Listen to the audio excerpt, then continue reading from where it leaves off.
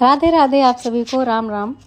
कार्तिक कृष्ण पक्ष की त्रयोदशी तिथि के दिन धनतेरस का पर्व पूरी श्रद्धा और विश्वास के साथ मनाया जाता है और भगवान धन्वंतरि के अलावा इस दिन देवी लक्ष्मी और धन के देवता कुबेर की भी पूजा करने की मान्यता है।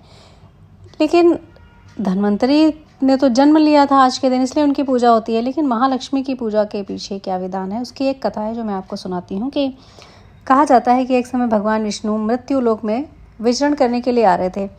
तब लक्ष्मी जी ने भी उनसे साथ चलने का आग्रह किया। तब विष्णु जी ने कहा कि यदि मैं जो बात कहूँ तुम वैसा मानो तब तो चलो, अन्यथा तुम यहीं रुको। तब लक्ष्मी जी ने उनकी बात मानी और कहा कि मैं आपकी हर बात मानूंगी, और वो भूमंडल पर विष्णु भगवान के साथ आ गई। कुछ देर बाद एक जगह पर पहुंचकर भगवान विष्णु ने लक्ष्मी से कहा कि जब तक मैं ना आऊँ तुम यहीं ठहरो, मैं दक्षिण दिशा की ओर जा रहा हूँ, तुम उधर मत आना। विष्णु जी के जाने पर लक्ष्मी के मन में कौतूहल जागा कि आखिर दक्षिण दिशा में ऐसा क्या रहस्य है जो मुझे मना किया है, और भगवान स्वयं चले गए। लक्ष्मी जी से न रहा गया और जैसे ही भगवान आगे बढ़े लक्ष्मी भी पीछे पीछे चल पड़ी।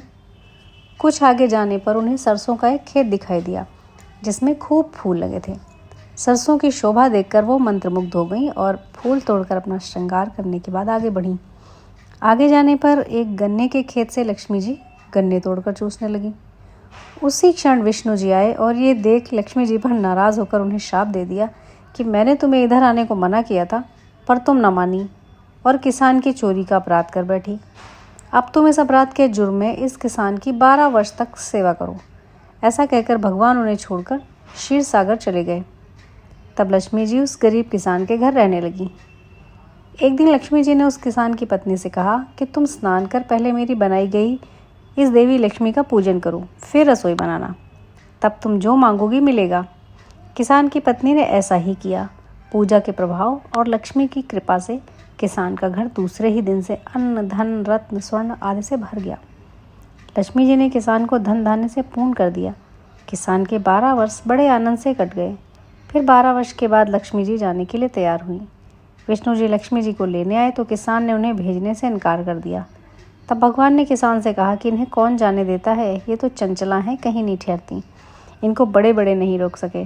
इनको मेरा शाप था, इसलिए 12 वर्ष से तुम्हारी सेवा कर रही थी। तुम्हारी 12 वर्ष सेवा का समय पूरा हो चुका है, अब इन्हें जाना पड़ेगा।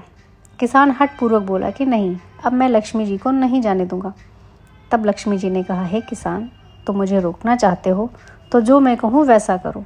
कल तेरस है, तुम कल घर को लीप पोत कर स्वच्छ करना, रात्रि में घी का दीपक जलाकर रखना और सायंकाल मेरा पूजन करना, और एक तांबे के कलश में रुपए भरकर मेरे लिए रखना।